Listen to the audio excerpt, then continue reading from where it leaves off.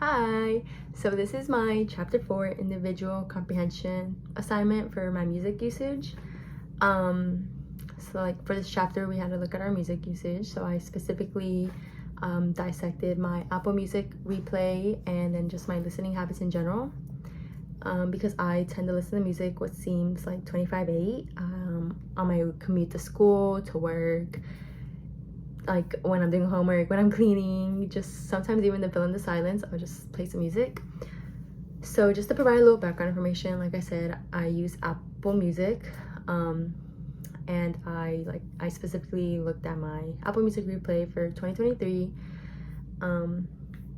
Honestly, I'm gonna share my playlists. I take pride in them, so I'm just to give you like a little bit more like background information, I guess, because I have about 9 playlists and they each cater to either a certain genre, artist, or just a vibe I had, I guess. So one of my playlists is called Botasen. That one is just like your corridos tumbados is what they would kind of call them. It's not your like traditional old school Spanish music. It's more catered toward like my generation basically.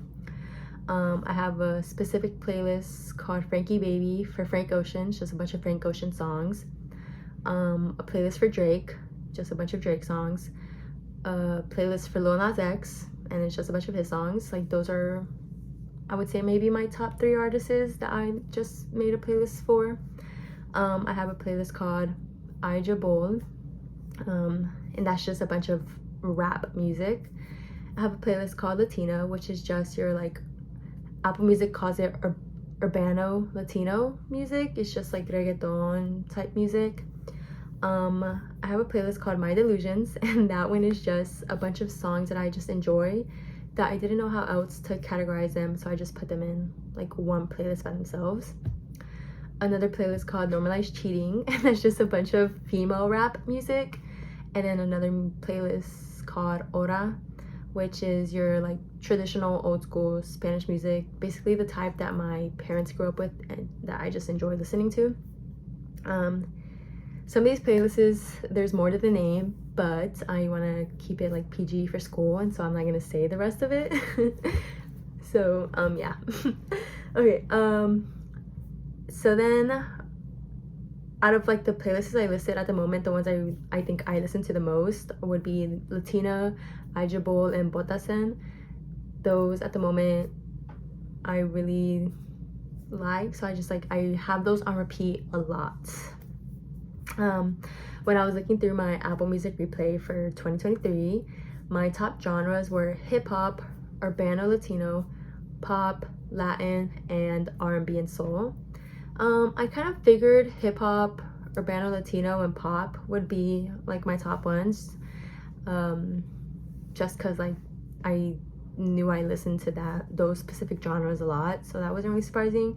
But I guess Latin and R&B and soul kind of were surprising, just because I guess Apple Music categorizes like Latin and urban Latino as like 2 different genres, and then R&B and soul, like I feel like that was mostly because of SZA.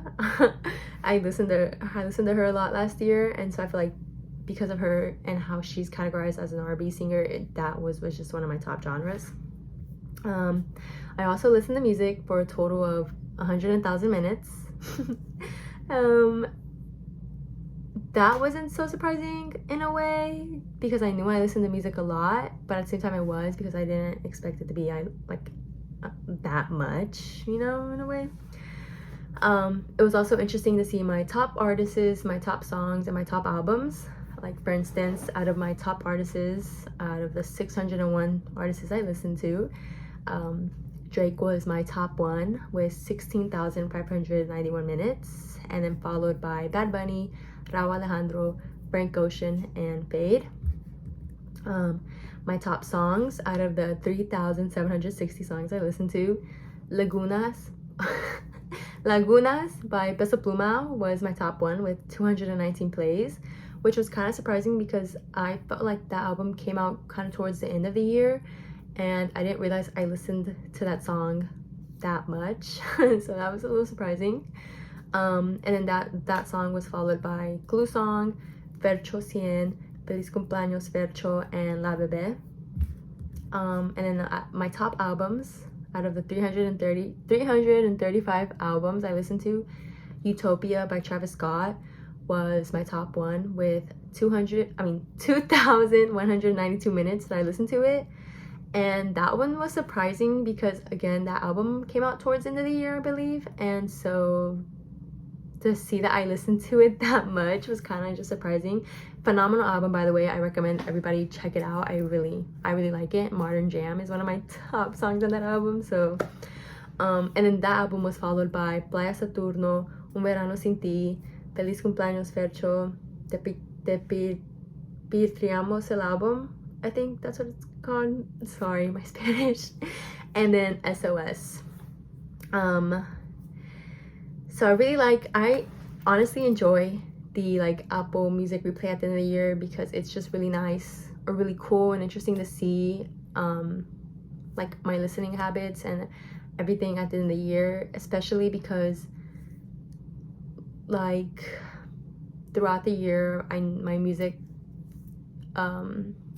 style changes. Like I started listening to, I guess you would say, urbano Latino music in the summer of last year, and so for it to be like that high up in like my Apple Music replay was really surprising.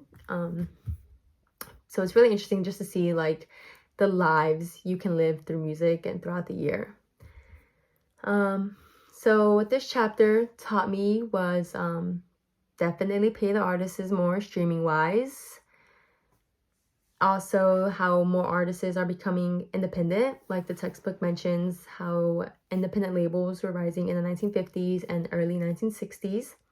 And they're still alive today with about 5,000 large and small independent, they're called indies.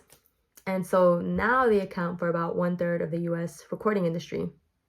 A popular example that the textbook mentioned was Cash Money Records with Drake and Nicki Minaj. I believe Lil Wayne too, but don't quote me on that. The textbook just mentioned Drake and Nicki Minaj, but I know Lil Wayne was also like involved in that. Also, what has helped artists a lot lately that I've noticed is TikTok. It's really easy to just like upload a little snippet of your song and it has the potential to go viral, and then you'll have like people commenting like release this and hyping it up. People using the artist will upload their audio with their snippet of the song, and then you'll have other TikTokers or creators using that snippet, so it just makes it go viral and builds up the hype for the song.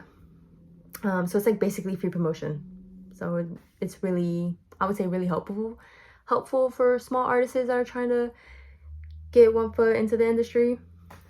So I think it's very cool because like they can share their craft and not necessarily be under control by like a record label. Also, with the way they're paid on streaming services, it makes sense. People want to be independent because you want that money for yourself. You don't want to have to give a percentage to your record label or this or that, and then at the end not even, and get paid like very little for your song, for your like experiences, for your for something you wrote. An example that comes to mind about like independent artists and independent labels is like Frank Ocean. He released the amount of albums he needed to under his label, which was, I believe, Chanel Orange and Endless. And then once like that contract ended because he released those 2 albums, literally the next day he released Blonde. He released it independently on Apple Music and through iTunes, I believe, and it debuted #1 on Billboard 200. And even today that album is still seen as influential in a way. Like you have on social media you have a lot of people, Blonde is so good, Blonde this, Blonde that, like there's just still so much hype behind the album that came out in like 2018, and just so much hype behind Frank Ocean, even though he hasn't released in forever and people think he's retired, but I hope not. But yeah, like overall, I really think my music usage is diverse and I enjoy listening to music in Spanish and English. And I personally am very glad that I explored more of like the Spanish type music, because I used to really only listen to English music, specifically rap and hip hop, like those. For a couple years, that genre was my top. The artists were always under that category. So to really be able to explore like my Latin side, you know, my Spanish side, it's just really amazing, because you know I get the best of both worlds. Like I said earlier, I love the replay at the end of the year. It's something I look forward to. Sometimes I'll like catch myself thinking about it throughout the year and like, oh my gosh, like this song might be up on the playlist or on the little bill like chart or whatever.